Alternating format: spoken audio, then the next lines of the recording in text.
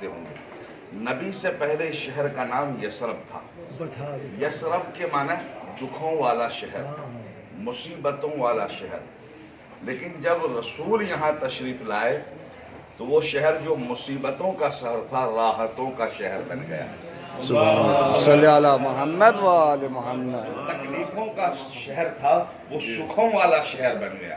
یہاں کے لوگ خوشحال ہو گئے، بلکہ یہ کہیے کل تک معراج آسمان پر ہوتی تھی، جب رسول مدینہ آئے تو معراج زمین پر ہونے لگی۔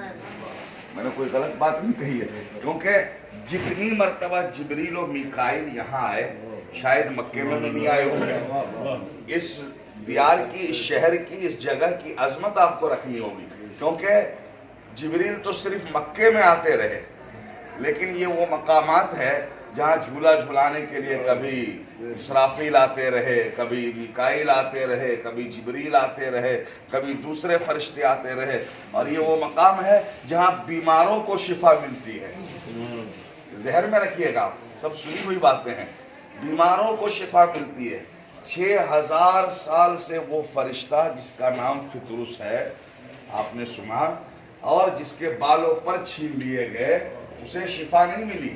6000 سال میں سوچنے والی بات ہے نا، کتنے انبیاء آئے، کتنے رسول آئے، لیکن کسی کے پاس نہیں آیا فطرس۔ خود اس گھرانے میں پیغمبر اکرم محمد مصطفیٰ اللہم صلی علی محمد و آل محمد جیسے سید الانبیاء رسول آئے، نبیوں کے سردار، لیکن فطرس آیا نہیں ہے۔ مولا کائنات آئے لیکن نہیں آیا فطرس۔ بیوی آئیں، سیدہ آئیں، لیکن فطرس نہیں آیا۔ حسن مشتبہ آئے، فطرس نہیں آیا۔ جب حسین آئے تو فطرس آیا۔ صلی علی محمد و آل محمد۔ فطرس کو شفا مکے سے تھوڑی ملی تھی، فطرس کو جو شفا ملی اسی شہر مدینہ سے اور حسین کے گہوارے سے شفا ملی ہے۔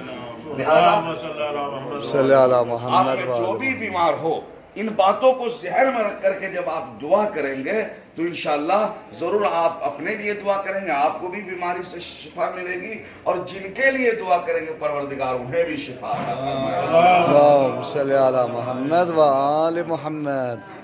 افسوس کی بات ہے کہ ہمارے بہنوں کو، ماں بہنوں کو تو نہیں دیا جا رہا، لیکن منبر رسول کے قریب مردوں کو پوری کوشش کرنی ہے کہ آپ یہ 4-5 دن جتنے بھی ہیں اس میں اس مقام تک ضرور پہنچے، منبر رسول کے قریب۔ کیوں؟ اس لیے کہ رسول کی حدیث آج بھی وہاں لکھی ہوئی ہے کہ میرے منبر اور میرے گھر کے درمیان جنت کا اگر کوئی باغ ہے تو یہی ٹکڑا ہے۔ اور میں تو کل میں نے پوری کوشش کی، اور میں الحمدللہ منبر کے بس 10 قدم کے فاصلے تک میری پہنچ ہوئی، اور میں نے آپ سب کے لیے بھی دعا کی، وہاں دعا بھی قبول ہوتی ہے۔ لہذا ہم میں جو ساتھی بھی وہاں تک پہنچے وہ سب کے لیے دعا کرے، اور وہاں کم سے کم 2 رکعت نماز پڑھے۔ یہ منبر رسول کا جو میں نے کل بھی تذکرہ کیا تھا کوئی معمولی بات ہے؟ یہ منبر ہے کہ جب رسول اللہ دنیا سے تشریف لے گئے تو منبر سے رونے کی صدا آتی تھی۔ اللہ اکبر، اللہ اکبر۔ تو ہمیں بھی یہ ذہن میں رکھ کر کے ہمیں بھی رونا چاہیے رسول اللہ کو یاد کر کے۔ اگرچہ آج ہمیں وہاں ٹھہرنے نہیں دیا جاتا، لیکن ہم تصور والے لوگ ہیں، ہم غم اہل بیت ہمارے دلوں میں کوٹ کوٹ کے بھرا ہوا ہے، ہم غم کریں کم سے کم، خدا کی قسم تصور کر لیں اور وہاں روئیں۔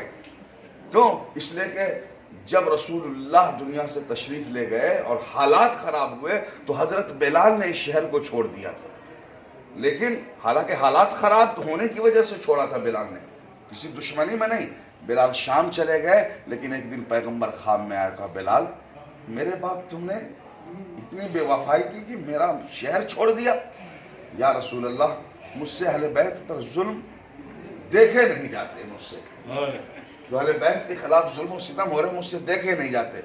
بلال یہ تو محبت کا ثبوت نہیں ہے، بلال جاؤ اور جا کر کے تم ہمارے اہل بیت سے ملاقات کرو۔ جب جناب بلال آئے ہیں تو پھر مدینے میں خوشی کی لہر دوڑ گئی، اور ہر شخص نے تمنا کی کہ بلال اذان کہے، لیکن بلال اذان کہنے کو تیار نہیں ہے، یہاں تک کہ سیدہ فاطمہ زہرا جن کی مزار مبارک، قبر مبارک، بس آپ ذہن میں تصور کریں، کوئی ضرور نہیں کہ ہم دیکھ کر کے ہی کریں۔ بی بی آج بھی بالکل آپ یہ سمجھیے جیسے وہ کل حیات سے تھی اسی طرح آج بھی زندہ ہے، فرق یہ ہے کہ ہماری یہ جو گناہگار نگاہیں یہ دیکھ نہیں سکتی، وہ ہمیں آج بھی دیکھ رہے ہیں۔ لہٰذا بس یہ تصور کریں کہ ہم معصومین موجود ہیں، کوئی ایسا کام نہ ہونے پائے جو معصومین کی ناراضگی کا سبب بنے۔ سیدہ نے عرض کیا کہ بلال جی چاہتا کہ آج وہی نانا کے زمانے والی اذان ہو۔ اور جب بلال نے بی بی کے اسرار پر اذان کہی ہے تو روایت میں ہے کہ جب اللہ اکبر کی صدا بلند ہوئی، سارا مدینہ جیسے سمٹ کر آ گیا، جیسے بھی آپ دیکھتے ہیں اذان کے وقت لوگ دوڑتے ہیں، اس سے کہیں بے قراری سے لوگ دوڑے۔ اور جب اشہد ان لا الہ الا اللہ کے بعد بلال اشہد ان محمد رسول اللہ پہ پہنچے تو جناب سیدہ بے ہوش ہو گئی۔ یہ آپ کو بھی تصور لانا ہے، کیوں بے ہوش ہو گئی؟ جب ہوش میں آئی تو کہا گیا کیوں بے ہوش ہو گئی؟ کہا اس لیے کہ کل جب بلال اذان میں اشہد ان محمد رسول اللہ کہتے تھے تو میرے بابا میرے سامنے ہوا کرتے تھے، لیکن آج اشہد ان رسول محمد رسول اللہ کی صدا تو ہے لیکن میرا بابا میرے سامنے نہیں ہے۔ اتنا ہی نہیں، بیوی کو وہ سارے تصورات یاد آ گئے ہوں گے کہ کل ہمارے بابا تھے تو ہمارا احترام ہوتا تھا، ہمارے لیے وہ جگہ معین کی جاتی تھی، آج بابا نہیں ہے تو سیدہ پر اس قدر ظلم ڈھائے گئے کہ سیدہ کو کہنا پڑا مجھ پر اتنی مصیبتیں پڑی کہ اگر سفید دنوں پہ پڑتی تو سیاہ رات میں تبدیل ہو جاتی۔ اور عزیزان گرامی یہ بہت ہی مقدس مقامات ہیں، اہل بیت پر جو ظلم ہوئے انشاءاللہ ان کا انتقام لینے والا آئے گا، لیکن اس کی عظمت میں کمی نہیں ہے، اس کی عظمت آج بھی باقی ہے۔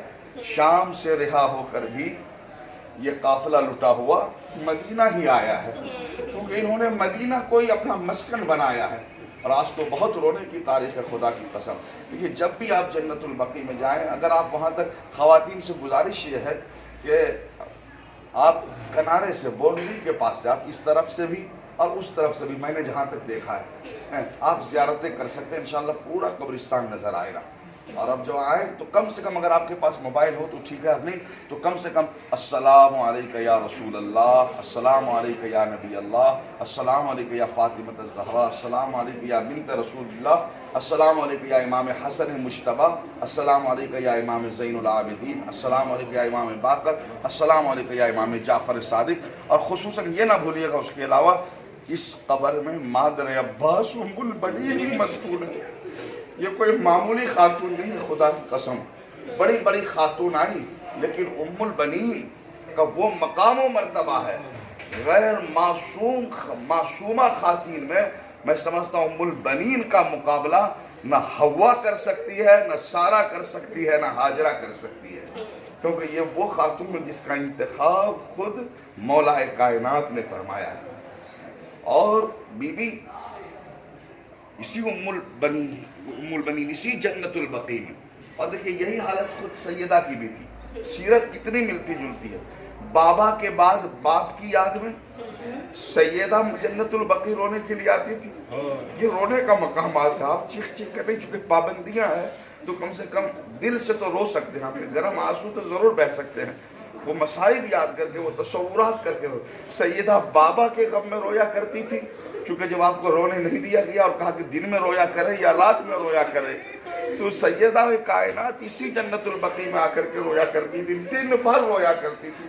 اور آپ سے گزارش ہے کہ جب جائیں تو یاسین شریف ضرور پڑھا کرے، کیونکہ آخری وقت میں بی بی نے کہا تھا علی میری قبر پہ سورہ یاسین ضرور پڑھنا، تو ہماری بی بی کو، ہماری مخدومہ کو سورہ یاسین بہت پسند ہے، لہذا یاسین آپ ضرور پڑھیں، کیونکہ اس میں امامت کا بھی ذکر موجود ہے اور اس سورہ کی بہت بڑی فضیلت موجود ہے۔ ٹھیک اسی طرح جب قافلہ لوٹ کر کے آ گیا اور پتہ چلا کہ حسین شہید ہو گئے تو ام البنین اس خاتون کا نام ہے، کبھی عباس پہ نہیں روئی کیونکہ اپنا بیٹا تھا، کبھی جعفر پر نہیں روئی، کبھی اپنے دوسرے بیٹے عبداللہ پر نہیں روئی۔ خدا کی قسم یہ 3 قبریں بناتی تھی بی بی اسی جنت البقیع میں، 3 قبریں بناتی اور اسے فوراً مٹاتی اور کہتی یہ عباس کی قبر، یہ جعفر کی قبر، یہ عبداللہ کی قبر، اور مٹاتی کہتی میں تجھ پر کیوں رہوں، تیری تو ماں زندہ ہے۔ پھر ایک قبر بناتی اور کہتی یہ میرے حسین کی قبر ہے، ہاں یہ میرے شہزادے کی قبر ہے، میں اس پر روؤں گی۔ اور پھر بی بی اس قدر گریا کرتی تھی اور اس قدر دل سے روتی تھی کہ مروان جیسا بدبخت بھی سن کے رونے لگتا تھا۔ اب سوچئے یہ کس قدر مقدس مقامات ہے، یہاں معصومین کے لیے گریہ کیا گیا ہے۔ لہذا یہ تصورات آپ اپنے ذہن میں قائم کر کے آپ چلیں، اور انشاءاللہ منبر رسول کے قریب بھی پہنچے، اور اس کی عظمت بس یہ سن لیجئے، اس کی عظمت یہ ہے کہ یہ وہ منبر ہے کہ بعد وفات رسول جب ایسا شخص بیٹھا جس کا حق نہیں تھا تو حسن نے یہ کہہ کے اتارا کہ اس منبر سے اترو، یہ تو میرے بابا کا منبر ہے۔ اور روایت میں ہے کہ یہ معمولی منبر نہیں، اس منبر پر آنے کے بعد ایک شخص نے پہلا زینہ چھوڑ دیا، دوسرے نے دوسرا چھوڑ دیا، تیسرے نے تیسرا زینہ چھوڑ دیا۔ آپ نے دیکھا ہوگا منبر کے زینے بس اتنے ہی ہیں۔ جب مولا کائنات بظاہر خلافت سنبھالی اور آپ خلیفہ ہوئے، بظاہر خلیفہ تو تھے، اب لوگ یہ سوچ رہے تھے کہ علی کہاں بیٹھیں گے۔ احترام رسول یہ منبر کا ذکر اس لیے کر رہا ہوں، یہ تصور ذہن میں رکھے، علی کا مقام کتنا بلند ہے۔